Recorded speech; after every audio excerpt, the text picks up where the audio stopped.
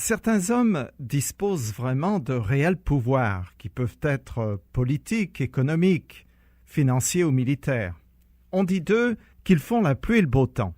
C'est une façon de parler, bien sûr, parce que personne n'est capable de contrôler les éléments, surtout quand ils se déchaînent. Personne, sauf Jésus. Il a amplement démontré sa puissance sur les forces de la nature, sur les maladies et surtout le fait qu'il a l'autorité de pardonner les fautes, une prérogative strictement divine. Je continue à lire dans le chapitre 9 de Matthieu. Jésus s'en alla. En passant, il vit un homme installé au poste de péage. Son nom était Matthieu. Il lui dit « Suis-moi ». Matthieu se leva et le suivit. Verset 9. Avec modestie, Matthieu rapporte brièvement comment il est entré au service du Maître. Comme d'autres, il est en plein travail quand Jésus l'appelle à le suivre. Matthieu était peut-être un sympathisant de Jean-Baptiste, et l'un, entraînant l'autre, il devint disciple du Christ. Les choix de Jésus sont surprenants. Alors qu'il vient de freiner l'ardeur de 2 interprètes de la loi qui voulaient le suivre, il appelle à sa suite un collecteur d'impôts dont le rôle était de recueillir les taxes pour les Romains. Ces percepteurs s'appelaient des publicains. Ils étaient méprisés du peuple à cause de leur collaboration avec l'occupant et les taxes exorbitantes qu'ils exigeaient. Ils avaient le droit de demander ce qu'ils voulaient pour compenser leur travail. Par conséquent, ils étaient fort riches sur le dos de leurs concitoyens qui les haïssaient. Je continue. Un jour, Jésus était à table chez Matthieu. Or, beaucoup de collecteurs d'impôts et de pécheurs notoires étaient venus et avaient pris place à table avec lui et ses disciples. Verset 10. Luc précise que lorsque Matthieu donna ce grand festin dans sa maison, il invita tous ses amis et autres rejets de la société comme les excommuniés de la synagogue, probablement pour qu'ils fassent connaissance de Jésus. Je continue. En voyant cela, les pharisiens interpellèrent ses disciples. « Comment votre maître peut-il s'attabler de la sorte avec des collecteurs d'impôts et des pécheurs notoires ?» Verset 11. Comme Jésus accepta de partager un repas avec des gens qui n'étaient pas, dirions-nous, les crèmes de la société ou des gens rituellement purs, les religieux ont vu cela d'un très mauvais œil.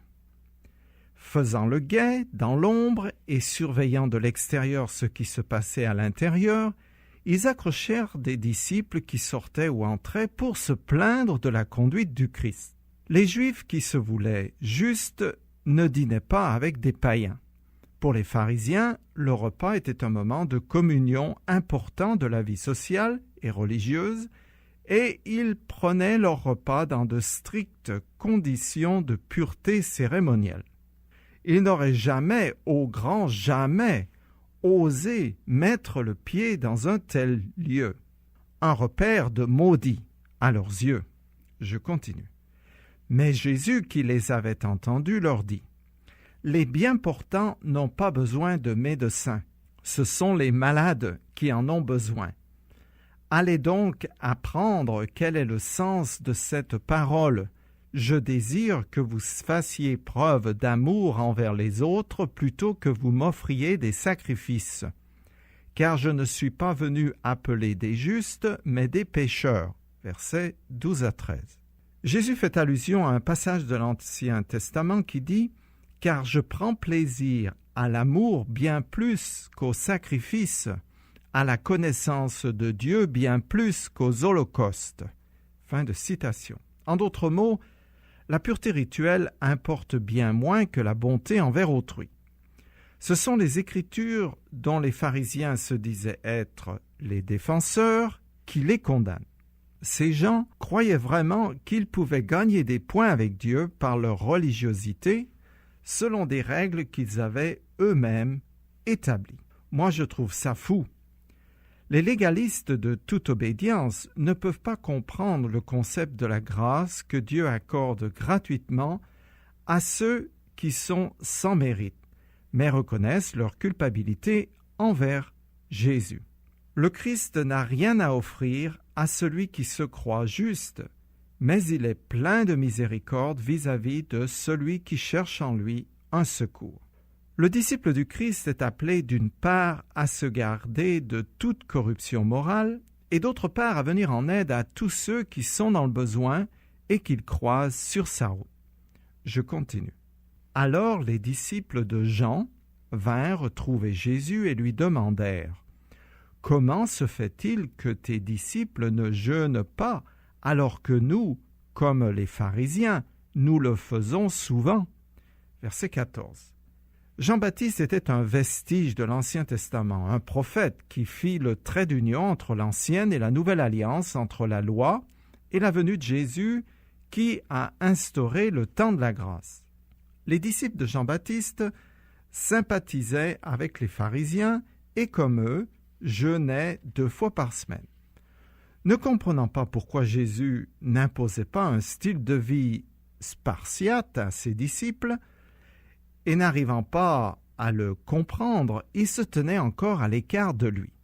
Le Christ s'est bien abstenu d'aliments pendant 40 jours dans le désert et a enseigné que le jeûne devait se faire en secret. Mais il n'en a pas fait une loi et ne l'a pas élevé à un niveau de mérite religieux. Sa façon de vivre était très différente de Jean-Baptiste, qui lui était son précurseur. Je continue. Jésus leur répondit : « Comment les invités d'une noce pourraient-ils être tristes tant que le marié est avec eux ? Le temps viendra où celui-ci leur sera enlevé, alors ils jeûneront. » Verset 15. Jésus parle presque toujours en langage imagé. Il explique qu'un changement important est en train de s'opérer maintenant que lui, le roi, est présent. Il est donc normal que la venue de cette nouvelle ère soit une cause de célébration. Cette référence au mariage sera développée dans les Épîtres du Nouveau Testament. Jésus est l'époux et son Église, qui se bâtira autour de ses disciples, est son épouse. Il se compare à un marié dans le sens qu'il aime la mariée et pourvoit à ses besoins. Pour la première fois, Jésus parle ici de sa mort, mais en termes voilés. Il sera enlevé, c'est-à-dire crucifié, et alors ses disciples jeûneront en signe de grande détresse. Je continue. Personne ne rapièce un vieux vêtement avec un morceau d'étoffe neuve, car la pièce rapportée arracherait une partie du vieux manteau et la déchirure serait pire qu'avant. De même, on ne verse pas dans de vieilles outres du mou qui fermente, sinon le vin nouveau les fait éclater. Il se répand et les outres sont perdues. Non, on met le vin nouveau dans des outres neuves. Ainsi, le vin et les outres se conservent. Versets 16 à 17. À cette époque, les outres étaient faites de peau de chèvre qui se dilataient sous l'effet de la fermentation du vin. Cette double parabole décrit la nouveauté de la situation créée par la venue du Messie. Il vient offrir le royaume de Dieu sur terre, représenté par ce qui est neuf, que ce soit l'étoffe ou l'outre. Or, il ne faut pas le mélanger avec ce qui est vieux, c'est-à-dire la loi et les traditions religieuses, dont le jeûne, pratiqué de longue date par les Juifs de l'Ancien Testament. Jésus explique qu'il n'est pas venu peaufiner un système en y ajoutant de nouvelles idées, mais pour établir une nouvelle alliance qui doit remplacer celle de Moïse. Dans son évangile, Jean exprime cette idée de la façon suivante. « Nous avons tous été comblés de ses richesses. Il a déversé sur nous une grâce après l'autre. En effet, si la loi nous a été donnée par Moïse, la grâce et la vérité sont venues par Jésus-Christ. » Fin de citation. En termes d'arboriculture, Jésus n'est pas venu pour faire une greffe, mais pour planter un nouvel arbre. Comme il l'a déjà dit, un de ses objectifs est d'accomplir la loi dans sa totalité et surtout dans son esprit, comme il l'a exposé dans le Sermon sur la montagne. Dans l'Ancien Testament, tous ceux qui étaient agréables à l'Éternel avaient foi en lui. En réponse, Dieu leur a fait grâce de leurs fautes. Mais à côté de cela, ces hommes pieux prouvaient leur foi en obéissant à la loi. À l'époque du Christ, tout cela avait bien changé. C'était l'interprétation des préceptes de Moïse par la caste religieuse qui faisait loi. Pharisiens et scribes aimaient couper les cheveux en quatre, ce qui a donné naissance au Talmud, un système d'ordonnances humaines grâce auquel le juif acquiert des points avec Dieu par ses efforts et ses mérites. Jésus ne veut pas d'un amalgame entre la grâce qu'il exerce en faveur de ceux qui croient en lui et les pratiques rituelles qui ont dégénéré. Toute tentative de réconcilier ces deux dynamiques est vouée à l'échec. Je continue avec les 8e puis 9e miracles décrits par Matthieu.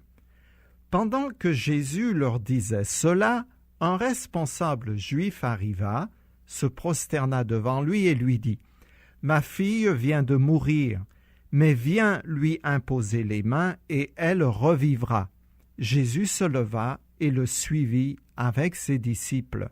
Versets 18 à 19. Le récit de Matthieu est abrégé comparé à celui de Marc et Luc qui racontent que ce chef s'appelait Jairus et qu'il vint voir Jésus alors que sa fille était mourante mais vivante. Mais en chemin, il fut retardé par la foule.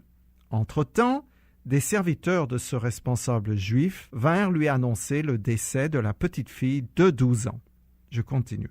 À ce moment, une femme qui souffrait d'hémorragie depuis 12 ans s'approcha de lui par derrière et toucha la frange de son vêtement. Elle se disait « Si seulement j'arrive à toucher son vêtement, je serai guérie. » Versets 20 à 21. Comme tout juif pieux, Jésus portait une frange à son vêtement dont le but était de rappeler les commandements de Dieu. Or, les gens donnaient à ce bout de tissu une révérence superstitieuse.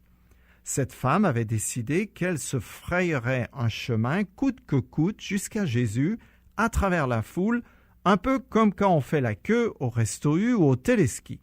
Elle voulait toucher la frange de cet homme extraordinaire dans l'espoir d'être soulagée de son mal. Alors, à force de détermination, elle y est arrivée. Cette pauvre femme souffrait sans doute d'une hémorragie de la matrice. Luc, médecin de profession, dit que son cas était désespéré. De plus, cette maladie la rendait rituellement impure, ce qui avait des conséquences à la fois sur sa santé et sur sa vie sociale et religieuse. C'est ainsi qu'en principe, elle n'aurait pas dû traverser la foule. Dans son évangile, Marc dit qu'elle s'était ruinée en cherchant en vain une guérison. À cette époque, l'accès à des soins compétents était réservé aux membres les plus fortunés de la société. Par contre, beaucoup de charlatans tiraient profit de la souffrance et de la crédulité des malades. Selon Luc, Jésus était pressé de tous côtés par la foule. Mais rien n'aurait pu dissuader cette femme de son objectif. Elle avait une foi qui se traduisait en action, mais à pas feutrés, car à cause de son état d'impureté rituelle, elle ne voulait pas se faire remarquer. Je continue. Jésus se retourna et quand il l'aperçut, il lui dit « Prends courage, ma fille, parce que tu as eu foi en moi, tu es guérie. » À l'instant même, la femme fut guérie. Verset 22. Les choses ne se sont pas tout à fait passées comme elle l'espérait. Elle se disait « Dès que j'aurai touché la frange de son vêtement, je disparaîtrai, ni vu ni connu. » La première partie du plan a marché comme sur des roulettes, mais pas la deuxième. Jésus ne voulait pas que cette femme attribue sa guérison à la superstition, mais à sa foi en lui. Selon un autre évangile, elle s'est su guérie à l'instant même où Jésus l'apostrophait et que tous les regards se portaient sur elle. Ce fut un moment intense, une joie inexprimable d'être guérie, mêlée à une gêne colossale. Par ces paroles, « Prends courage », Jésus prend en compte les craintes de la femme et la gravité de sa situation. Je continue avec le 10e miracle. Lorsque Jésus arriva à la maison du responsable juif, il vit des joueurs de flûte et toute une foule agitée. Alors il leur dit « « Retirez-vous, la fillette n'est pas morte, elle est seulement endormie. » Mais les gens se moquaient de lui. Versets 23-24. La défunte, fille d'un homme important, avait été la cause d'un grand rassemblement venu pour la pleurer et qui comptait des pleureuses professionnelles. Sachant ce qu'il allait faire, Jésus qualifie cette mort de sommeil. Il fera de même avant de rendre la vie à Lazare. Pareillement, les auteurs du Nouveau Testament utilisent le verbe dormir pour parler de la mort d'un croyant. Cette foule ambulante se moque de Jésus car tous savent fort bien que cette petite est bien morte et que c'est fini. Ils ne croyaient évidemment pas en la possibilité qu'elle soit ressuscitée par ce prophète de Galilée. Je continue. Lorsqu'il eut fait mettre tout le monde dehors, il entra dans la chambre, prit la main de la jeune fille et elle se leva. La nouvelle de ce qui s'était passé fit le tour de toute la contrée. Versets 25-26. La renommée de Jésus ne cesse de grandir. Luc nous donne davantage de précisions sur ce miracle. Je lis. Une fois arrivé à la maison, il ne permit à personne d'entrer avec lui, sauf à Pierre, Jean et Jacques, ainsi qu'au père et à la mère de l'enfant. Alors Jésus prit la main de la fillette et dit d'une voix forte, « Mon enfant, lève-toi !» Elle revint à la vie et se mit aussitôt debout. Alors Jésus ordonna de lui donner à manger. Les parents de la jeune fille étaient stupéfaits. Fin de citation. Je continue le texte. Lorsque Jésus partit de là, 2 aveugles le suivirent en criant, « Fils de David, aie pitié de nous !» Verset 27. Ces 2 hommes sont remarquables. Malgré leur cécité, ils voyaient plus clairement que les autorités religieuses. En appelant Jésus « Fils de David », ils déclarent qu'il est le Messie. Or, la guérison des aveugles avait été prophétisée pour les temps messianiques. Sans avoir vu aucun miracle, ils étaient persuadés que cet homme avait le pouvoir de leur rendre la vue. Comme les amis du paralytique et la femme qui avait une perte de sang, ces aveugles sont persévérants. Ils ont suivi Jésus jusque dans sa maison en se laissant guider par le bruit de la foule et en demandant leur chemin. Leur foi, comme celle des malades précédents, se traduit en action. Je continue. Lorsqu'il fut arrivé à la maison, les aveugles s'approchèrent de lui. Il leur dit, « Croyez-vous que j'ai le pouvoir de faire ce que vous me demandez ?»« Oui, Seigneur, » lui répondirent-ils. Alors il leur toucha les yeux en disant, « Qu'il vous soit fait selon votre foi. » Verset 28. En leur posant cette question, Jésus veut renforcer leur foi naissante en lui. Ce sera pour eux une ancre, un souvenir qui les accompagnera pour le restant de leur vie. Jésus ne touche pas pour guérir, mais pour manifester sa compassion. Je continue. Et aussitôt, leurs yeux s'ouvrirent. Jésus ajouta d'un ton sévère, « Attention, veillez à ce que personne n'apprenne ce qui vous est arrivé. » Mais une fois dehors, ils se mirent à raconter dans toute la région ce que Jésus avait fait. Verset 29. Les aveugles voient clair instantanément. Jésus est le médecin infaillible. Les maladies du corps, les douleurs du cœur et les péchés de l'âme disparaissent sur son ordre. Le cycle précédent se répète. Jésus leur interdit de répandre la nouvelle, mais dans leur joie, ils sont incapables de tenir leur langue en bride. Le Seigneur pourrait mettre comme condition à la guérison que les malades s'engagent à ne pas l'ébruiter, mais il est venu pour montrer de la compassion sans y mettre de préalable. La bonté divine émane de tout son être et il fait grâce sans autre condition que la foi de celui qui vient chercher son secours. Je continue. Mais alors que les 2 hommes sortaient, on amena à Jésus un homme qui était sous l'emprise d'un démon qui le rendait muet. Jésus chassa le démon et le muet se mit à parler. La foule était émerveillée et disait « Jamais on n'a rien vu de pareil en Israël. » Versets 32 à 33. Cette situation est plus complexe car il y a à la fois un symptôme physique et une possession. Ces influences démoniaques avaient des manifestations fort variées selon le cas et en fonction du type de démon qui habitait la personne. Les Écritures font bien la distinction entre les maladies d'origine biologique et celles qui ont un mauvais esprit à leur source. D'autre part, comme tous les démons ne sont pas les mêmes, ils provoquent différentes sortes de souffrances.